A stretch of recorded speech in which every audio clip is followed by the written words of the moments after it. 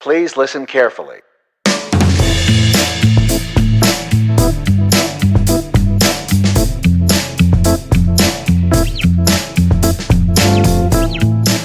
Hi, I'm Paul Frields. And I'm Dave Guzman. And this is Practical Bass, where each week we take a topic of interest to you, the working bass player, and we sort of examine it, look at it from a few different angles, and hopefully bring some wisdom and experience to the mix and drop some knowledge that will help you take your gigs and your gear to the next level.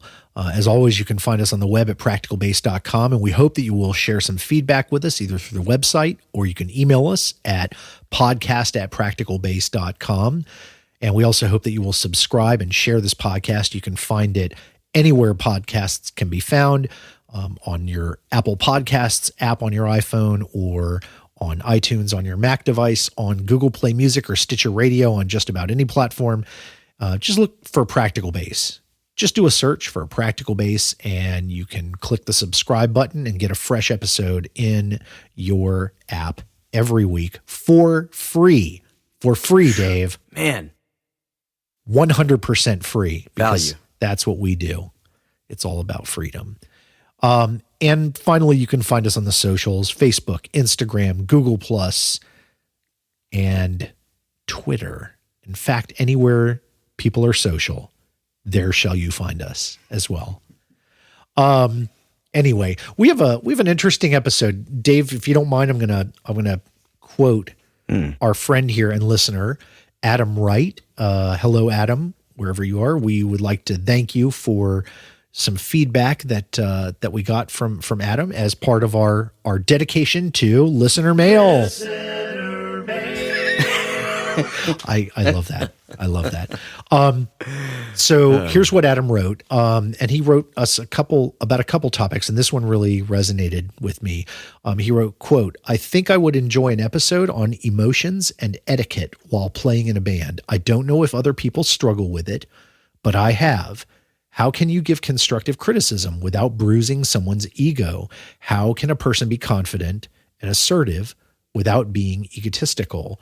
And what a great question and a great topic. And I think we are not strangers to this topic. Nope. Maybe none of us are, but I know you and I are certainly not. Yeah. So, emotional etiquette. Emotional etiquette. Yeah. Man. This is all about how do you deal with emotional topics in a constructive way when you're in a group. And I think this is one of those episodes that's really, it goes beyond bass playing. It's very practical. And my bet is that you will probably by the end of this podcast have some things that you may be able to take into other parts of your life as well. It's definitely a path. We're learning. I think everyone is always learning about stuff like this. And I certainly don't claim to be perfect at this by any stretch, but I've learned a lot over the years. And Dave, tell me about a time when you had an emotional reaction in a music situation and it just went downhill. South. Yeah, way south, like badly south.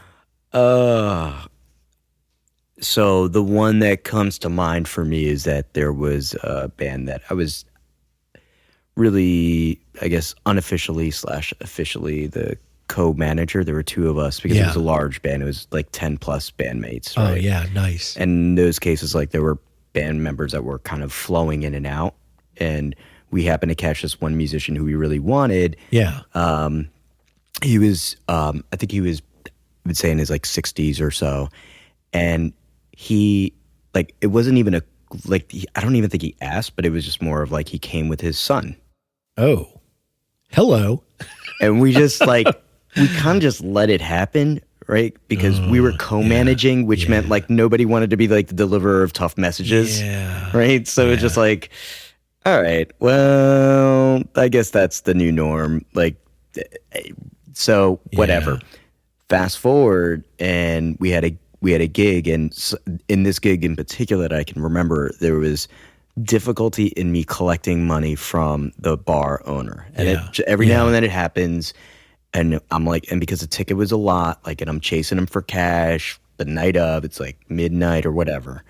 and there's a lot of stress, and Right. I'm also packing. There's just so many things going on. Yeah.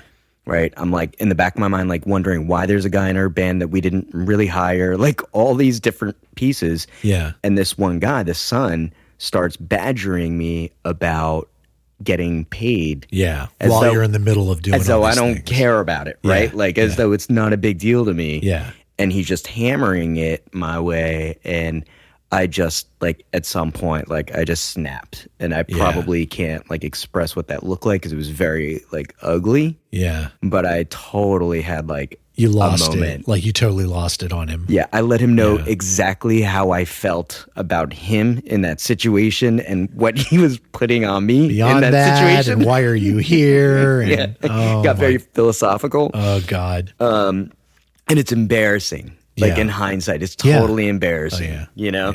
How about you? Have you had a fun moment? I've had more than I can count. So I mean, one comes to mind. This is one of my. I don't know if you can call it favorite. It's like an unfavorite. It's like my least favorite thing to look back on. One of them, and it's I hate. So I'm one of those people. Like I hate being lost. Right. If I'm driving somewhere unfamiliar or whatever, I don't like the feeling of getting lost. Some people are really good with that. Like they feel it out there like, oh, it's an adventure and it's cool. Not me, sir. I'm the exact opposite. I'm like, I get really antsy about it because I'm like, I'm going to be late. I don't know where I am. Which way do I go? I don't, you don't get neurotic about it. Yeah. You just get angry. No, I just get angry. I just get angry. And so that happened to me one time. I was on the way to a gig that I had really poor directions for. And, it was funny while I was writing this, I was trying, even then, I was like still deflecting the blame a little bit. And really it was my fault. I didn't really do like research the map or whatever to find out where I was going. This is back in the day before like Google Maps or anything like that. And you're saying deflecting because it's the way that you phrase it. Like the guitarist didn't give you good direction. The guitar player didn't give me directions. Not that no. Right? It was my fault. I didn't have directions and I didn't do my footwork. Right. And I got to the gig and basically, walked in the door. I was like 45 minutes late for when I thought I'd be there. I was still early for I was still had enough time set up, but it was going to be tight. Yeah. And I basically like let the guitar player have it. Like, why didn't you, you gave me these shitty directions and, just like, I got really upset about it and ruined like the whole first set. Because I was just steaming and he knew I was mad and he just like, thank God. I mean, he had every right to come back at me and he didn't. He just like, he kind of let it go. And then after the first set, I was just like, I, of course, apologized profusely. And I'm like, I'm so sorry. That was such a immature move, but it was one of those things like you can't take it back when you do something like that. It's you can apologize though. I think that helps. You can, it does help. But it was like something where I was really emotionally like, my wife has a phrase for that because it happens to her a lot, I guess, with me. I don't know what I do, but she says I start to see red. Yeah. Oh, yeah. And that's like a thing for, where it's like, the switch is flipped. That curtain comes down and you're like, all of a sudden, all you can think about is I'm now going through every way that I'm going to let you have it. I'm going to fix this. Yeah. Well, so what about an opposite thing though? Like what about a time that you had something like that, but it went well? Yeah, I had, and this is over time. So then this is like, I'm fast forwarding, years from this, right? From this incident. Cause I learned from these things, but, I was in a band where, there was one bandmate in particular who was just doing things that from a behavioral standpoint that were, kind of getting in the way of the band moving forward. Yeah. And it was just like, it was just a behavior, that was just not working well. Right. And the tension was really high, like super high in gigs, outside of gigs. There was very little communication. Email was bad because it felt like everything was being spun with an angle. Yeah. It just got to that point where it's like, wow, I can't do anything about this other than like fix it and how to do that. So I actually took the time to figure out what I wanted to get out of out of this situation, how I was going to fix it. And I brought it down to 3 points of what I really wanted to bring to his attention. So you literally sat and wrote this out. And wrote it down. Like, here's what I need. And it took me a few days to get it down to those 3 points, because there were a lot of things, but I had to make it something that was doable. Right. Attainable. Not everything. Here's just the 3 things. The 3 biggies that if we change this, then I think we have something. Yeah. And then I invited him out to a place where we wouldn't see other musicians. Yeah. Very like private place. It was for a beer or whatever, but like outside of the scope. Yeah. Yeah. We sat down. He knew that I was going to bring something up, because it's weird, because I'm asking him to go to like a certain place like that's not normal for us. You don't go. Like, it's not, let's have a beer before the gig or whatever. Yeah. Yeah. But at least it let him kind of like think about, wow, I wonder what he's going to talk about, whatever. Yeah. And it was great. And, it gave us an environment that we could talk through those things, and it really worked. Like, it changed. His behaviors changed. Like, it just got better from that point. So, how about you? Have you had any really like positive experiences? Yeah. Definitely, better these days, since I have new skills that I've picked up at doing this sort of thing. I mean, I had a project recently that broke up. We had a person that wasn't like really holding up their end, a couple people that weren't really holding up their end. And and it was clear that the project wasn't going to keep going, because some of us were bringing what needed to be brought, and the other folks weren't. And it was definitely not something where we felt like we could keep investing in it. But, instead of having that be a scene, like at rehearsal or something like that, and say like, well, why aren't you ready for this? Like, why don't you know this piece or whatever? Right. Or, doing something like that, or, having it turn into a situation where we, let's just have this out now, and everybody can kind of like gang up on this person or whatever, had a candid conversation outside the rehearsal, pretty much similar to yours. Yeah. So it was all about planning a message. So really agreeing on, well, here's the thing that's wrong. It's really about a behavior. It's not about the person.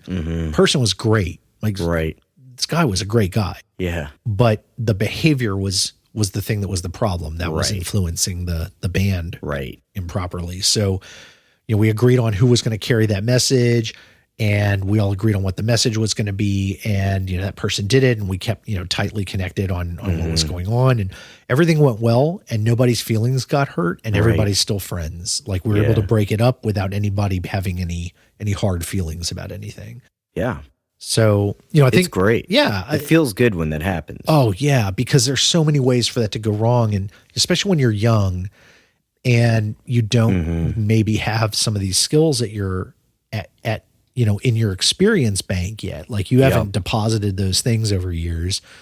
It can be really hairy, because, music's a passionate thing. Yeah. Right. Oh, and I love, and we're all really quick to say, I'm so open to feedback. Like, I love feedback. Yeah. We're not. No, never. We got to be prepared for it. Yeah. And it's always in any way, like, it always, even if you're in a good working environment, even when you get that feedback, it still hurts a little bit. It can. Yeah. Yeah. You have that's why you gotta be ready. Right.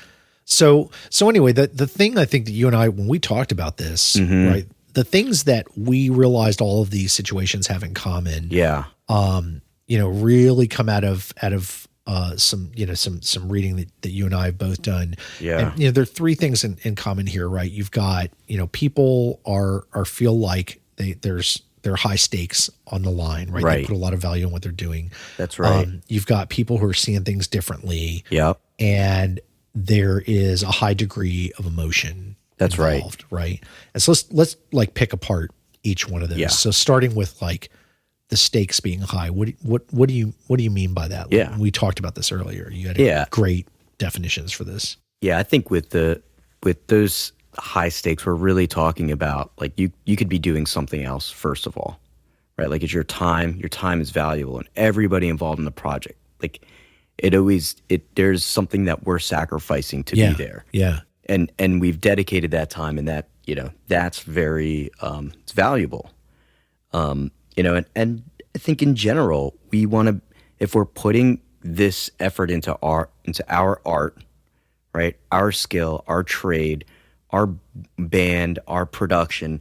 We want it to be the best that we can make it. Like, we want it to be good. We want it to be perceived in that way. Yeah, absolutely. And, you know, and then, so the second factor is really that you've got people seeing things different ways. Cause I can't think that, like, you know, you ended up in a band situation like this, and you know, like in my bad situation, right? Like I was lost because this other person did me wrong. Right. Whereas that person, he was there like unpacking for the gig, just waiting for me to show up, probably wondering, hey, I wonder what happened to Paul. Is he okay? Like, you know, he was usually here so early. What, you know, hope he's all right, you know? Yeah.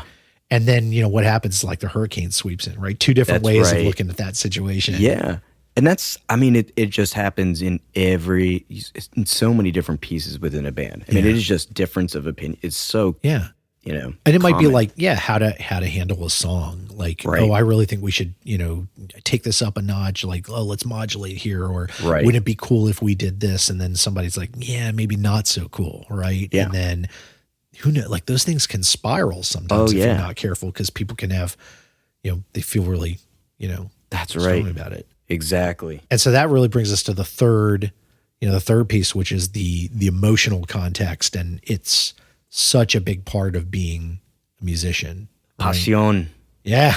The passion. Yeah. Yeah. Like I mean, music and art, people get, if you're not emotionally wrapped up in it, you're probably not in the right business. Like this is not your business. Right. Even if you're doing a cover band, right, you should feel something about what you're doing. Like definitely you're trying to like relive another experience that someone else, whatever it is, it's there's passion in it, and there's you know, a level of vulnerability, really. Yeah. See, that's the key. You said this when we were talking about this discussion earlier, and that is such a big part about it. And the point you made earlier about feedback, right? That being vulnerable means if that feedback comes and you weren't ready for it, or it's delivered in a weird way, like you can clamp down, like you just lock up. Yeah. You know? Yeah. And that happens, I think, to everybody, but it's even worse when you're in an emotionally vulnerable place. That's right. Yeah. You know? Imagine, you know, and we've all been there where we're giving somebody feedback on their art, right? Like whatever their instrument that they're playing. And you know that in their mind, they're nailing it. Yeah. And you're telling them something separate, and you can always see it in their eye, because all of a sudden there's like a lack of eye contact. Yeah. Like a weird jittery thing that happens then, and then always like in a higher pitch, like, oh yeah, man. Okay, cool. Yeah, I can do it. It's like, oh, sorry. Like, you know. Yeah. I didn't mean to hit the panic switch, but you know, yeah, I did. Just being human. That's all. Yeah. And it's, you know, when you're there at the performances and stuff, you know, you're trying to stay in the right headspace to do what you need to do. Yeah. And, you know, you're trying to get yourself emotionally ready to deliver to people. And, you know, again, it's a charged environment. That's right. Yeah. That's right. And so I think what separates our bad and good examples that we gave at the top here, right, is not something that the other people did or didn't do. It's what we chose to do, right? What you and I each chose to do made the difference between the situation going bad and the situation, you know, staying on the right, you know, on the right level. Yes. And if, you know, I think that the key thing is that if you're going to influence people, right? And ultimately that is what you're doing. You're trying to get to a point, like you're trying to get something out of that conversation. You're trying to get something out of whatever you're talking about. Yeah. And it may be to like have the band do a song a certain way. It may be about like, hey, we want to have, let's change our material. Let's get our look a certain way. Or should we do the following gig? Or should we hire this person or not? Or should we fire this person or not? I mean, it can be a million different things, but the key is you're trying to influence people, right? To be on the same page, right? Usually with you, right? Yeah.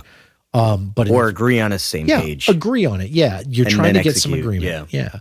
And so if you want to do that, you've got to learn to address the situation the right way. Yeah.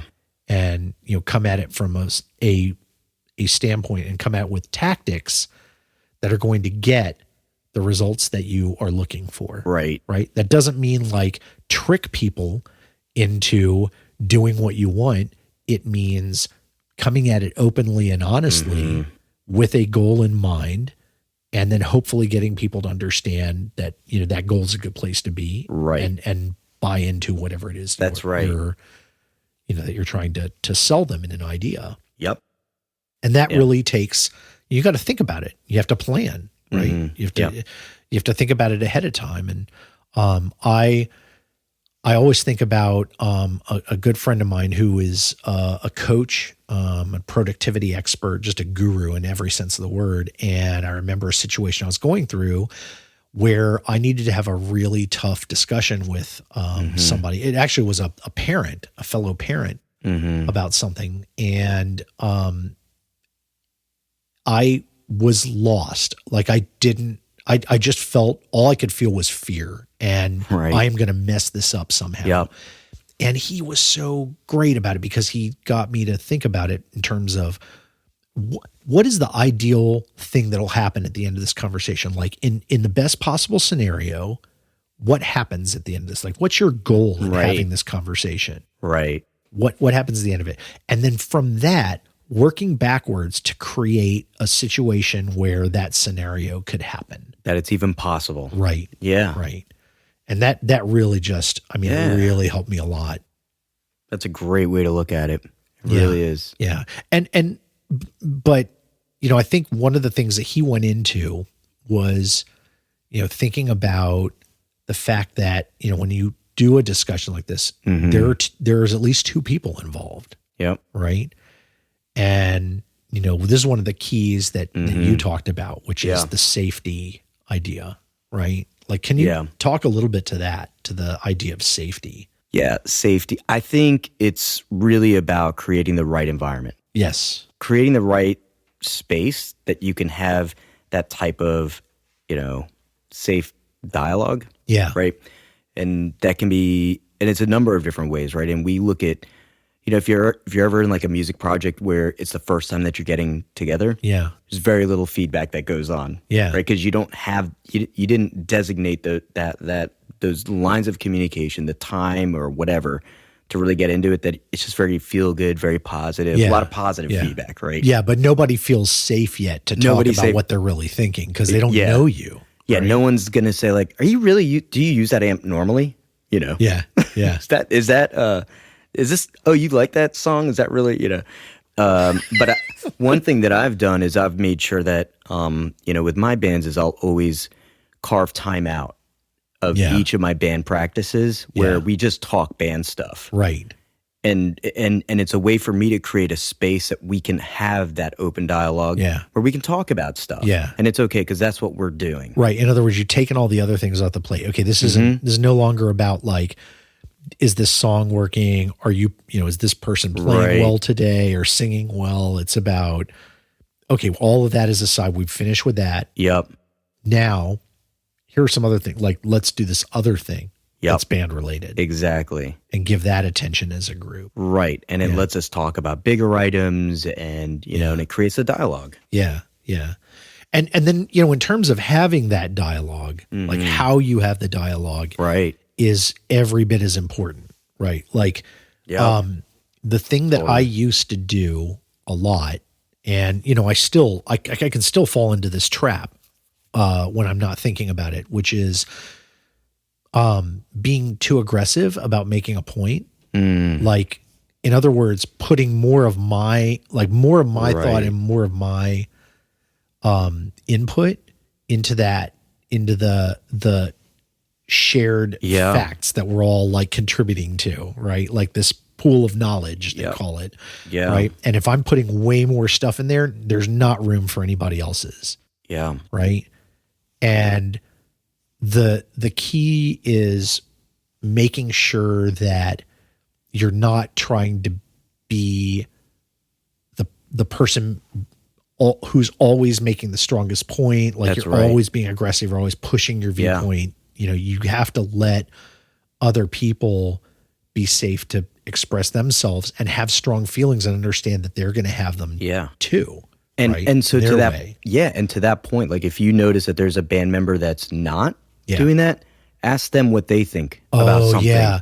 Oh, that's so powerful. And really and be open to it. Like, listen, because a lot of times they're going to say something that you're like, I totally didn't even think of it. Yeah. Yeah. Like the person who never speaks up, what do you think about this? Like we're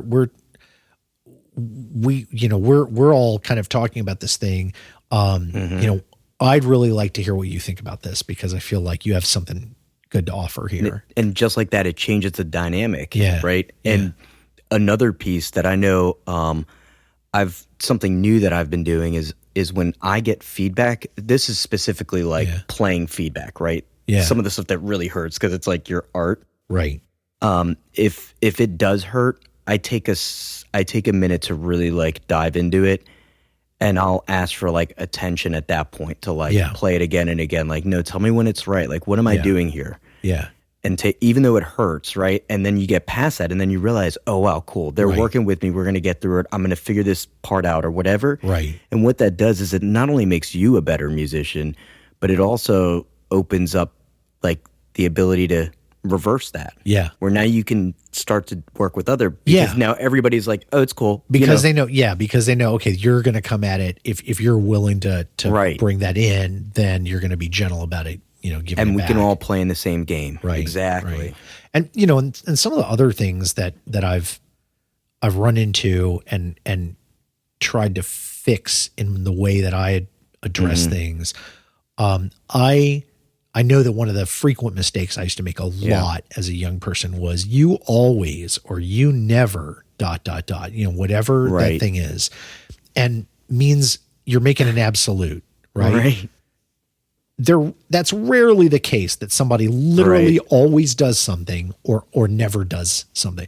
It's almost never the case. Like it's more often that like this is a thing that you do that I've blown up into this universal problem because it really bugs me, or this thing, or it is maybe even it is an alias for a completely different problem that we're not talking about, right? Those are always like those are like danger words. I have to, I learned this lesson about a month ago. Mm-hmm. I learned this lesson. I had no idea, and I told a bandmate of mine it was something to do about the leaving a gear at my studio before a gig.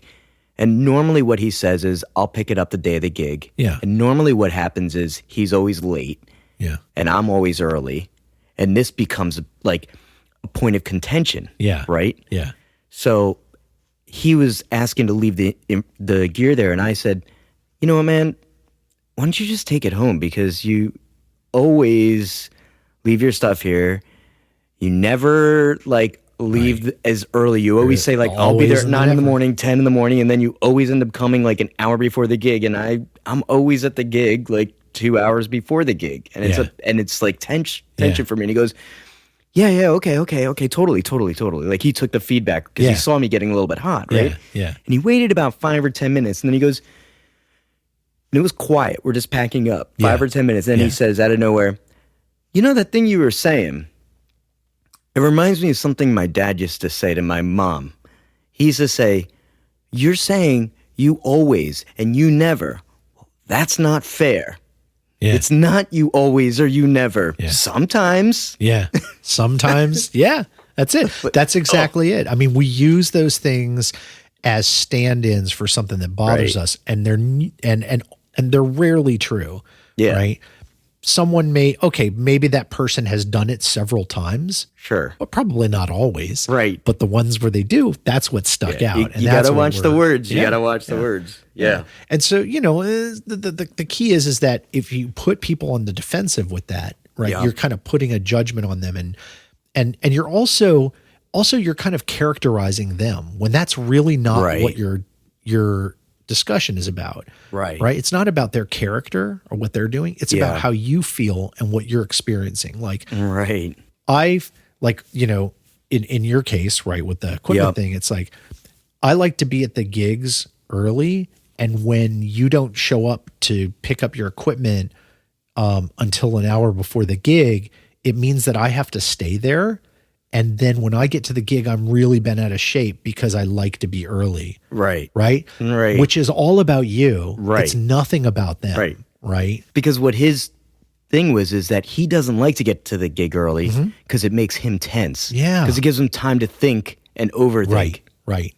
Mind-blowing. Which is cool. Of course, people have different, again, it's their emotional space is different. And so making room for that and growing understanding as opposed to, the judgment is really important. Yes. Yeah. And, one thing, so we talked about the emotional charge that happens around these things. And what I found is that the more emotional it is, the more difficult it can be to make space for people. And I think what we're not trying to say is that you should turn off your emotions, right? Right. We all have them. And when you're having a conversation like this, the object is not to apologize for how you're feeling either. Right. Right? Is in fact to own your feelings. Yep. But make sure that you're not projecting on other people what their feelings are. Those are just your interpretations, right? That's right. And I know that gets me into the most problems at home, in my relationships, not so much at work usually, since we may not get to those kind of areas, but it definitely happens and has happened in band situations where I think I understand what somebody's feeling because if I behaved the way they did, I know how I would be feeling inside, and they are not me, right? Right. That's my mistake. So, owning my feelings, but not trying to own anyone else's is so important. Yeah. And, and if you can own your feelings, then it means also you can approach confidently and calmly, right? That's right. Yes. So what are some recommendations, Dave, for what are we asking people to do? I think, we had a couple points and maybe a resource that we wanted to have people check out. Yeah. I liked when we were brainstorming this, we called them the stop and thinks. Stop and think. It's like stop, drop, and roll. Stop, drop, and roll. Emotionally, stop and think. Mentally. Yeah. This one's my favorite. Put out the fire. The stop and think is this one. Is it me? Just ask yourself, is it me? Is it me? It could be me. That's a powerful thing. And it's a powerful thing to say too, right? Yeah. To turn it back around on your, look in the mirror for a minute, take a breath. Maybe it's not all you, but maybe there's something that you're bringing to the table to create that. Yeah. And I know I have. I've brought stuff I've added to that pool of drama. Yeah. Yeah. For sure. I know I have. Yeah. And it's so much easier to change that. Yeah. You can change you. Yeah. Changing other people it's a lot harder, if not impossible. Right. Right. People have to want to do what they want to do. Yeah. Something that I have thought about is the idea of who's talking more, right? Right. Stopping for just a second in those conversations, just a second, and thinking back out of the last 2 minutes or 5 minutes or something, who's spoken the most? Right. Was it me? It's like, is it me? Yeah. But instead of maybe thinking about emotions, thinking about words. Yeah. How many of the words that entered the room in the last 5 minutes came out of my mouth as opposed to somebody else's? Right. Because then it goes back to did you create the space, a comfortable space and an environment if you've dominated? Right. People, if people don't feel like they can get a word in edgewise, you're never going to be able to influence them well. Right. Yeah. Because they feel like their ideas aren't being heard. They're just being stomped on. Yeah. Right? In which case you'll get responses like, yeah, sure, man. Sure. Yeah. Quick one word. Yeah, really. Yeah, totally. Yep. Yeah, got really it. sure. And what that really means is I'm so tired of talking this because we're not really talking. We're not discussing it. You're talking at me. Yeah. Right. Yeah. I just want it to stop. Yeah. And then you had another really good one, another good recommendation. Yeah. Is it even worth it? Yeah. Is the fight worth it? And this can be in so many different pieces, but sometimes it's just not a big deal. You have to pick and choose your battles. Yes. Right. If you're nitpicking everything and you're super hot, then you have to really take a step back and maybe it's not the right project. Right. Maybe you just need out of that, a couple that just nitpicks every, you've hung out with a couple and they're just fighting each other at everything. It's just no, we were just going to go get ice cream. We don't have to fight about what flavor. This is supposed to be a good time. Right. No, we're writing we're talking about booking the band. Like, this should be fun. This is good. This is good stuff. Right. Right. Or maybe it's just not an important thing, right? Just back off it or whatever. For whatever reason, is it worth it? And thinking about, also I'm thinking back to my friend and what he said is, what is my goal? Right. Before I open my mouth to bring up a topic, I need to know, what am I trying to achieve by opening this topic? If I can't say that to myself in my mind, in my soul, if I can't say, here's why we need to have this discussion because we need to get to this point, I need to reach this goal. Yep. If I don't know what that is, if I can't speak that clearly in my own mind to me, chances are that discussion's not going to go well. Right. Right. Yeah, that was the same thing. For my good example, right, was that I took all of these things that were just sort of bundling in and becoming this huge like cloud. Yeah, it's free-floating anxieties. That's right. And I took it down to 3 things. Yes. Way more attainable, but it took me days to get there too. Yeah, but you clarified it, right? You sat and you thought about it. And that's, you can almost never do these. I mean, that kind of leads to the basic fundamental piece of this, which is that you have to think about these discussions beforehand. If you're trying to if you're bringing this up on the spur of the moment out of anger, out of frustration, out of not having anything else to say, and so you decide to jump into this topic, that is a danger sign. Yeah, right? You're punching somebody in the gut out of nowhere. Yeah, and you're doing it. It's kind of like you're swinging wildly. Right. Like you might not even be punching them in the gut as much as just swinging your arms around. Right, flailing. And you're not sure. Yeah, you're flailing, and you're going to hit them. You didn't mean to, but it's because you didn't stop and think. Yeah. All right. So I think our last bit here, and this really is, I think, why this idea of Adam's really resonated with me, because you and I have both read, we both read this book called Crucial Conversations. And we didn't know it until we started brainstorming this, right. Which was really cool. We started talking about it, and then we realized we had read this same book. And it is absolutely a classic. The folks who wrote it offer training on this in professional workplaces, things like that. Yeah. And that may sound hokey if you're a musician. Oh, I don't want to get involved in all that office space crap or whatever. Right. But the fact of the matter is, this book is really powerful because it can affect the way that you deal with people that are friends, relations, your family, people at work, your bandmates, everybody. Because in all of those situations, you get into these discussions or these situations that you need to resolve, again, where you have these high stakes, different opinions that need to be resolved, and there's an emotional luggage or an emotional context that comes with it. And when those 3 things happen, you're in what these folks call a crucial conversation. That's right. And this book, which you can pick up for like $10 or $11 on Amazon, and we'll have a link in the show notes. This book will help you understand how to identify when that conversation is going to happen. Like if you think of a topic, you can tell when that is one of those conversations. You can tell when you're going to need to have one.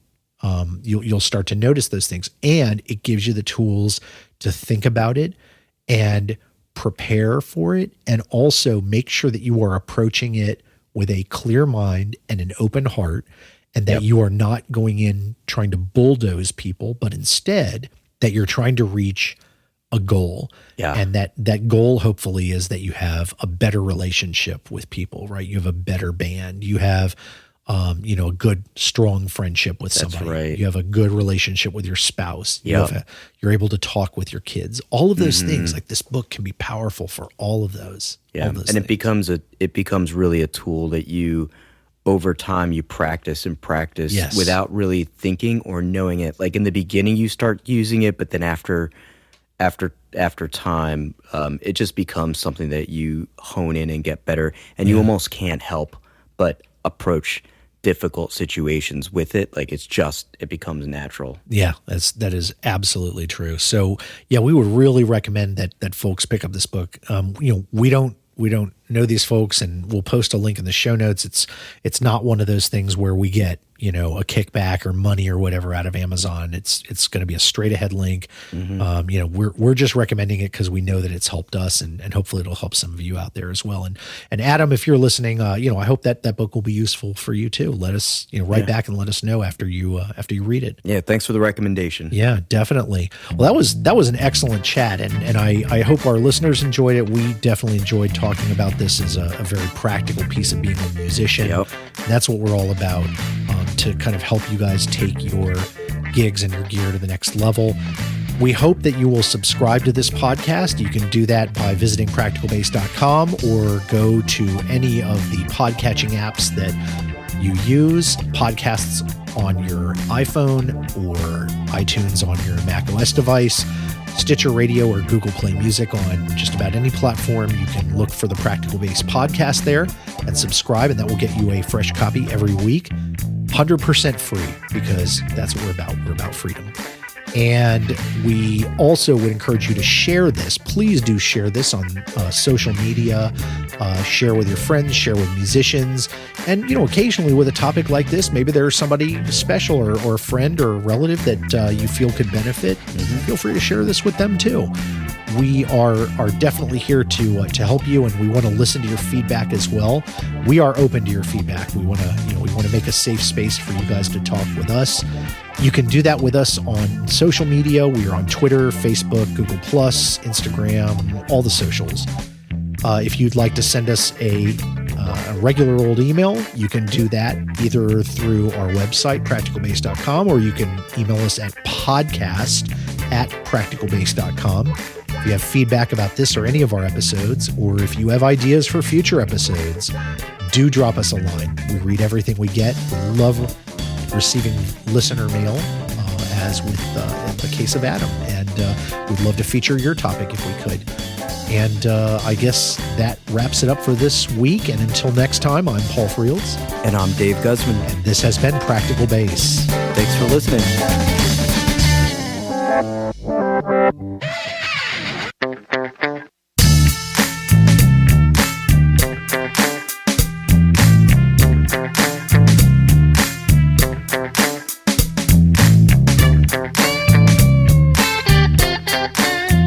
I have 2 soldering guns.